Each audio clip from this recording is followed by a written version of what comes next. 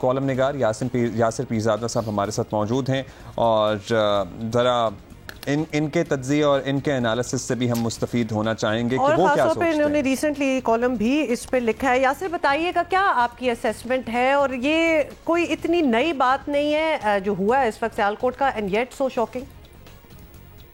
جی بالکل آپ نے ٹھیک کہا، نئی بات نہیں ہے، نہ یہ پہلی بات اور نہ یہ آخری بات ہوگی، اور اس کی وجہ یہ ہے کہ یہ جو کل سے میں نوٹ کر رہا تھا، یہ مذمتی بیانات جو دیے جا رہے ہیں نا، اور اس پر کافی اطمینان کا بھی اظہار کیا جا رہا ہے کہ دیکھیں ہر شخص نے اس کی مذمت کی ہے، تو اصل میں وہ معاشرے کی بار اس قدر نیچے سیٹ ہو گئی ہے کہ اس مذمتی بیانات کو بھی ہم نے کہا کہ چلیں شکر ہے مذمت کی، اب اس سانے کی اگر مذمت نہیں کرنی تھی تو کیا اس کی کسی نے حمایت کرنی تھی؟ پہلی بات تو یہ ہے انسان کو زندہ جلا دیا، اس پہ ہم اطمینان کا اظہار کر رہے ہیں کہ اس کی مذمت زیادہ بربریت تو ممکن نہیں ہے نا، ٹھیک ہے، تو اس کی مذمت نہیں کرنی تھی۔ اچھا اس میں بھی آپ دیکھیں مذمت کرنے کے بعد اب یہ شروع ہو گئے، اصل میں یہ وجہ یہ ہوتی ہے کہ جب وہ قانون کو صحیح نافذ نہیں کیا جاتا تو پھر اس کا یہ نتیجہ نکلتا ہے۔ یہ سنی نا آپ نے ساری بات؟ جی بالکل۔ اچھا جہاں قانون کا نفاذ ہوتا ہے، بیسیوں واقعات ہیں جہاں پہ پولیس نے گرفتار کر کے تھانے میں بند کیا، اور مجمع نے تھانے پہ حملہ کیا، بندے کو نکالا، جلا دیا، مار دیا۔ اس وقت تو قانون حرکت میں آیا تھا نا، قانون کے مطابق ہی بندے کو اریسٹ کیا گیا تھا، اس وقت کیا ہوتا ہے؟ ٹھیک ہے، یہ واقعہ چونکہ ایک غیر ملکی کا تھا، نہایت ہی خوفناک طریقے سے پیش آیا اور اس کی ویڈیوز اس طرح بن گئیں تو ان کو مذمت کرنی پڑ گئی۔ ادروائز کیا آپ نے دیکھا نہیں ہے کہ انہوں نے ماضی میں، اب میں نے تو لکھا بھی تھا کہ 10% بھی میں بات نہیں کر سکتا کہ انہوں نے نماز جنازہ کن کن کی پڑھائی ہوئی ہے۔ تو یہ سارے اصل میں، اور وہ تو خیر بہت پرانی بات ہو گئی، ابھی یہ مہینہ پہلے ہمارے سامنے کیا ہوا ہے، یہ ایک مہینہ پہلے جب یہ بیچارے 8 پولیس والے شہید ہوئے ہیں، جو ان کا کسی نے کچھ پوچھا کہ وہ کون تھے؟ مسلمان ہی تھے نا، پاکستانی تھے نا، تو کس طرح بیچارے شہید ہو گئے وہ؟ اس کے لیے پھر انہوں نے تعویلیں گھڑی کہ اصل میں وہ یوں ہو جاتا ہے تو پھر وہ ہو جاتا ہے، تو اس لیے جناب وہ بھی ان کا فیصلہ جو ہے نا وہ قیامت والے دن ہوگا۔ بھی سارے فیصلے قیامت والے دن کرا لیں اگر ان کا فیصلہ قیامت والے دن ہونا ہے۔ اور یاسر صاحب آپ یہ ٹھیک بات کر رہے ہیں کہ ہمیں بڑا افسوس کے ساتھ یہ کہنا پڑ رہا ہے یاسر بھائی کہ اگر یہ ہمارے ہی ملک میں کوئی کسی بھی مائنورٹی کے فرد کے ساتھ یہ واقعہ ہوتا تو شاید اتنا اپرور اور اتنا اس واقعے کا اسکیل نہ ہوتا، یہ تو غیر ملکی تھا تو چلیں اتنا بڑا یہ واقعہ بن گیا۔ جی پلیز، میں آپ کو ایک مثال دوں، یہ ابھی کچھ عرصہ پہلے اسلام آباد میں قائد اعظم کے پورٹریٹ کے سامنے ایک بچے نے اور ایک بچی نے، میں ان کو بچہ اس لیے کہہ رہا ہوں کہ اس بچے کو جب اریسٹ کیا، میرا خیال ہے ہارڈلی 15-16 سال کا وہ بچہ ہوگا جس نے وہ تصاویر بنوائی تھی، ٹھیک ہے، اس کے اوپر آپ ان کی ٹویٹس دیکھ لیں، وہ ایسی چنگھاڑتی ہوئی خوفناک ٹویٹس کہ اسلام آباد انتظامیہ کو ان کو بچوں کو گرفتار کرنا پڑ گیا۔ اس کے مقابلے میں یہ ٹویٹس دیکھیں جو ابھی آئی ہیں، ہم اس کی مذمت کرتے ہیں، یہ بہت افسوسناک واقعہ ہے، اس طرح کی ہیں، مطلب بالکل ہی جس کو کہتے ہیں وہ اس میں وہ شامل نہیں ہے، وہ غصہ نہیں ہے اس میں جو اس بچے کے پورٹریٹ بنوانے پر ان کو آیا تھا۔ کہاں وہ واقعہ، کہاں یہ واقعہ؟ اچھا فرض کر لیں یہ عورت مارچ جو ہے، اس میں اگر کسی بندے کو نا یہ عورتیں ڈنڈے 2 مار دیتی، فرض کر لیں آپ، پھر دیکھیے ذرا ان کے غصے آپ کہاں جاتے ہیں، آسمانوں کو چھو جاتے۔ تو انہوں نے کہنا تھا اس کو پابندی لگا دیں، عورت مارچ نہیں ہونا چاہیے، یہ سب گالیاں بھی دینی تھیں اور پتہ نہیں کیا کچھ کرنا تھا، ٹھیک ہے۔ میں یہ کہنا چاہ رہا ہوں کہ ذرا کمپیرزن کریں، جب یہ مذمت بھی کرتے ہیں تو کس اسکیل پہ کرتے ہیں اور اندر سے اصل میں جذبات کیا ہوتے ہیں، تو یہ ہے ایشو۔ یہ جو سارا سال ہم ایک ماحول کو پروان چڑھاتے ہیں نا، اس ماحول کے نتیجے میں جب یہ واقعہ ہوتا ہے پھر ہم کہتے ہیں اوہو یہ تو ہمارا مطلب نہیں تھا۔ پھر آپ ایک منٹ ہوما اور یاسر بھائی آپ سے پوچھیں گے کہ مذمت کیا ایسا ہے کہ دل میں تو برا بہت جان رہے ہیں اور دل میں ان کے جذبات بڑے کھول رہے ہیں اور الفاظ نہیں یہ استعمال کرتے زیادہ، دل میں بھی کچھ خاص الفاظ اس لیے نہیں کرتے کہ کل کو ان کا ہی ووٹ بینک متاثر ہوگا، کل کو ان کو ہی ڈنڈے پڑ سکتے ہیں، مجمع میں کچھ بھی ہو سکتا ہے نا، نظر آ رہی ہے۔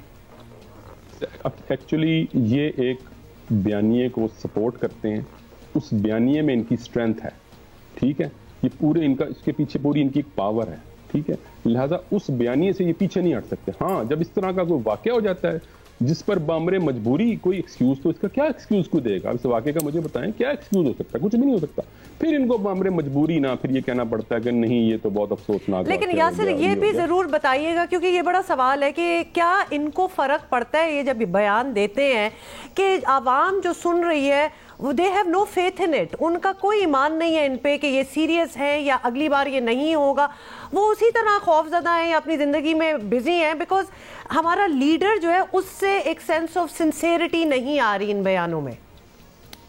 असल में इनको फ़र्क इसलिए नहीं पड़ेगा हुमा कि इनको ना वो एक क्या कहना चाहिए, एक वो इम्यूनिटी हासिल है कि इनको कोई कुछ कह नहीं सकता, ठीक है, और वो माशरे के किसी दूसरे तबके को हासिल नहीं है जो इनको हासिल है. और उसकी वजह ये है, वही ये जो इन्होंने लिबादा ओढ़ा हुआ है ना इसका मज़हब का, उसकी वजह से इनको हासिल है. आप अक्सर ये देखती होंगी कि टीवी पे ना जब किसी को बुला के पूछते हैं, अभी किसी एंकर ने पूछा था कि वो जो बेचारे 8 पुलिस वाले शहीद हो गए उनका क्या बनेगा, जवाब में मौलाना ने फरमाया कि वो उनका फैसला जो है वो एक हदीस के मुताबिक क़यामत में होगा.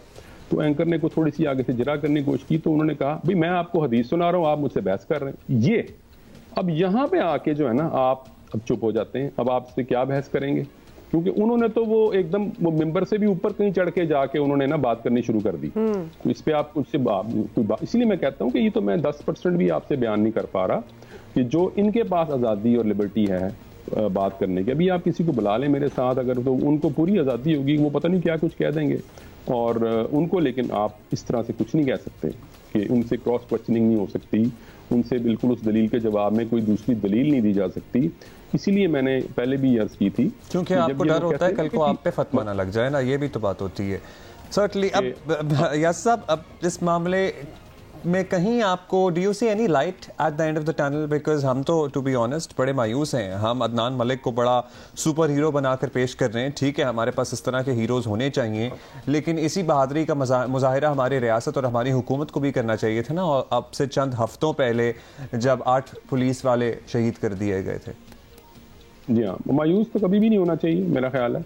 मायूसी तो कुफर है, मेरा ये ख्याल है. लेकिन कि इसके लिए ना जिस देखें इसका हल क्या है. हल इसका ये है कि जिस तरह से आपने पूरे मुल्क में ये बयानियाँ कंसिस्टेंटली ओवर द ईयर्स तश्कील दिया है, तो इसको रिवर्स करने के लिए उससे ज़्यादा कुव्वत नाफजा के साथ और उससे ज़्यादा वक्त इस्तेमाल करके उससे ज़्यादा शिद्दत के साथ आपको इसको रिवर्स करना पड़ेगा. अब ये बहुत ही एक मुश्किल काम है, नामुमकिन नहीं है, ये मुश्किल काम है. और ये काम जो है वो जो जिम्मेदारी इसकी आयद होती है वो हमारी सियासी जमातों पर आयद होती है कि वो सारी इस पर यकसू होकर अगर इसको रिवर्स करने पर तुल जाएं तो वो इसको चंद साल में ज़रूर रिवर्स कर सकती हैं.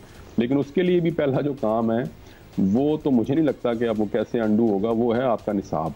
और जो चीज़ें आप इनको पढ़ाते हैं स्कूलों में, अब उस पर क्या कुछ पढ़ाया जा रहा है और सिंगल नेशनल करिकुलम के नाम पर वो जो चीज़ इन्होंने बनाई है वो एक अजीबो गरीब एक निसाब है, जो कि मेरा नहीं ख्याल कि जो आने वाली आपके जो नस्ल है, जो बच्चे हैं, उनके ज़हनों से आप किसी भी तरह से वो clearly. Yasir, you are very right. We are, हम आपके साथ बिल्कुल we are in agreement with you, because literally जिन चीज़ों पे अटेंशन जानी चाहिए, things that need to change, मतलब वो आपके बायोलॉजी, हिस्ट्री और ये सारी चीज़ें ये सब्जेक्ट्स नहीं है, वो लिटरली द वे आपकी तरबियत है, इंसानों को यहाँ बदलने की ज़रूरत है. लेकिन इसमें भी बहुत बड़ी चीज़ है जिसका नाम है विलिंगनेस. क्या हम बदलना चाहते हैं? मतलब हमारी जो नई जनरेशन्स आ रही हैं, are they willing to change और not? Yasir, you very right, एक बहुत बड़ी डिबेट है और इंशाल्लाह हम ज़रा मज़ीद टाइम लगा के किसी और दिन आपसे बात करेंगे. बहुत शुक्रिया.